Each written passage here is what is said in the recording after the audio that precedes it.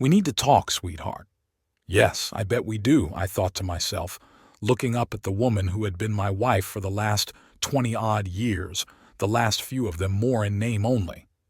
It's finished, she continued, almost choking on her words. Mike and I are no longer an item. Sorry, Gwen, I consoled her as she stood there wringing her hands together. I guess you must be upset after all this time. 3 years nearly, Gwen went on sadly. I know I promised you all that time ago that it would eventually run its course and we'd go back to normal, but it's still heartbreaking when you get there. What happened? I asked her gently. I've seen you getting more and more unhappy over the last several months, so I guess it wasn't sudden. Familiarity or something, I suppose. Gwen carried on, hardly looking in my direction. We just got used to one another, and it seemed to lose that magic spark, I guess. Sounds familiar, I remarked, though the point seemed somewhat lost on her. I well remembered our conversation more than 2 years earlier, when Gwen had sat down one evening and shocked the life out of me by telling me that our sex life had become boring and that she had taken a lover, a somewhat younger and more vigorous man, how she had gone on to explain to me, her adoring husband, that she still had feelings for me, but fully intended to keep on seeing him, and that I would just have to accept it or lose her. The 2 kids, my home and probably my job, working for her father as I did at the time. She even threatened me with domestic abuse charges to top it up. I told you at the time that it wouldn't last forever, Tom, Gwen reminded me. Thanks for being so patient with me, sweetheart. It would have been so difficult if you hadn't been so understanding. I simply shrugged my shoulders, not having a lot to say at that moment, and she carried on, informing me of her plans for our future, what she had decided. We can get back to normal now, Tom. You can move back into our bedroom whenever you want. I'm not going to be straight away. Tonight might be best, as I'm feeling pretty cut up about Mike packing me up like that. He really wasn't very nice about it at all at the end. Why was that then? I questioned her. What did he say? Told me I was getting past it, she sobbed. That I'd put on too much weight, and that he didn't like being seen out with me anymore. The thoughtless bastard. He said I was too old and he wanted some fresh meat in his life. That wasn't a nice thing to say. I commiserated, carefully avoiding having to disagree with his verdict, but I don't think I could bring myself to sleep in that bed again. Not after the number of times, Mike, and you have used it. But Tom's sweetheart, she leapt in. You know I never had him back here when you were at home. You mean like all the days when I was at work and all those nights I was away on business over in France? We'll get rid of that old bed, my wife declared, my attempt at sarcasm too subtle for her. We'll get a new one tomorrow. A new bed might be nice, I answered in little more than a whisper, and we both sat there for a few moments in an awkward silence. I'll make it up to you, Tom. Gwen eventually burst out enthusiastically. I know we haven't slept together for over 2 years, but I've been thinking about it a lot, and it can easily be like it used to be. You'll see, Tom. You think it could be Gwen? I asked quietly. Exactly like it used to be. Do you really think it could be? Yes, of course it can be. We'll be sweetheart, Gwen went on, gaining steam. You'll see. We can just carry on from where we left off. It's quite exciting if you think about it. We can just wipe out the last 2 years and be back again. You mean before you humiliated me in front of all our family and friends? I asked her. Before I stopped going down the village pub to see my pals, because you went in there with Mike so often? Sorry about that, sweetheart. Perhaps that was a bit thoughtless, but they all knew what was going on anyway. Everyone knew that Mike and I were lovers.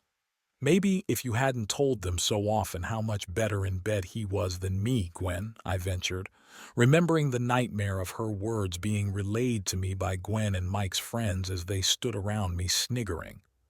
Well, not better, Tom, she whined. Just different, new, more exciting than our sex life had become after all those years together. Like yours and Mike's has become now, you mean? I guess so, she agreed, smiling benevolently at me. I knew you'd understand, sweetheart. Oh, I understand, okay.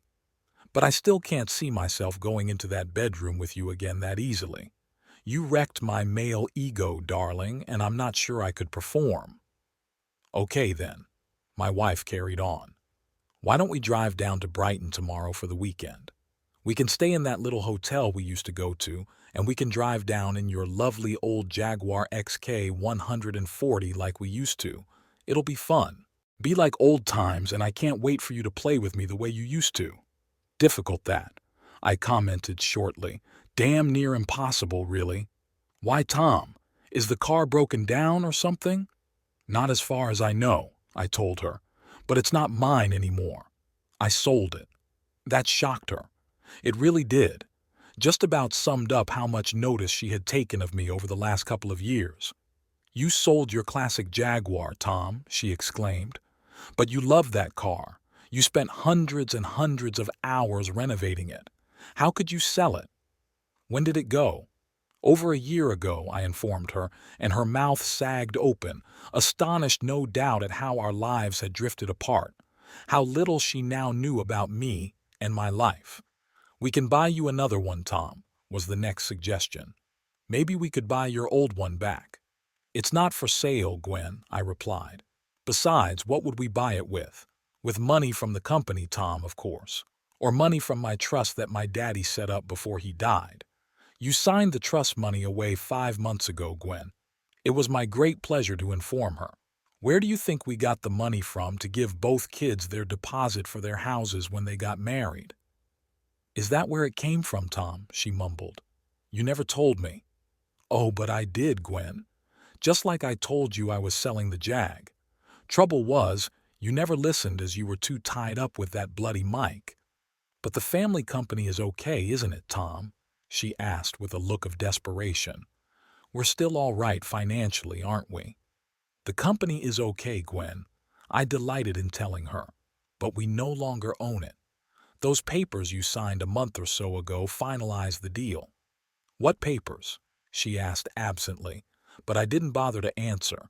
She'd been too tied up trying to keep her affair going to worry about anything so mundane as our future. But there must be some money left.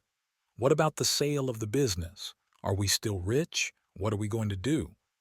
I left her to stew for a while. Let her reflect a little on all the changes that had taken place right under her nose while she'd been too busy enjoying the parties and social world with Mike to worry about the rest of us. Your share will be just about enough to pay off the mortgage on the house, I then told her. What mortgage? Gwen asked dejectedly. She really had been living in a little world of her own.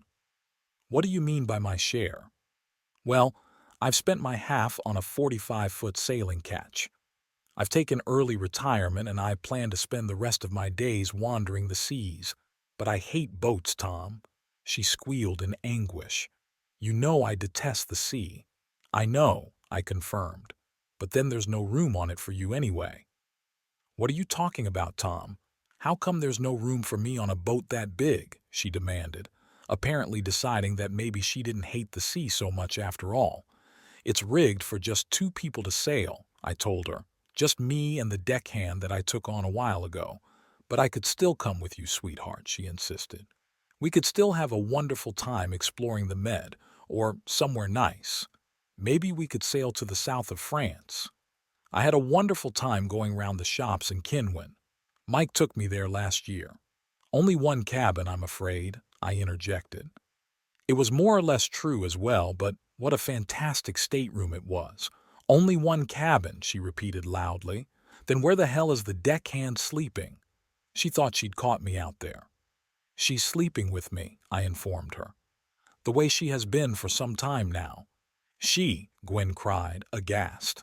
The deckhand's a woman? Yup, I confirmed happily. 28 years old, French, blonde, slim and beautiful, superb cook, knows all about boats and fucks like a bunny rabbit. Oh, with that, Gwen got the message, I guess, and burst out crying. She was still sobbing the next day. Then I left for France to join my boat and Giselle, my sexy little deckhand at La Rochelle where it was birthed. It had taken some time to set up, but I was about to get my payoff. I hadn't told Gwen about the lovely 6-bedroom villa I'd bought nearby. With the money, I had squirreled away over the last few years before selling the company, and looked forward to leaping in the pool and being playful with Susie, who for some totally obscure reason simply refused to entertain wearing the top half of her bikini no matter where we were. To be honest, I was also looking forward to opening the garage doors there as well.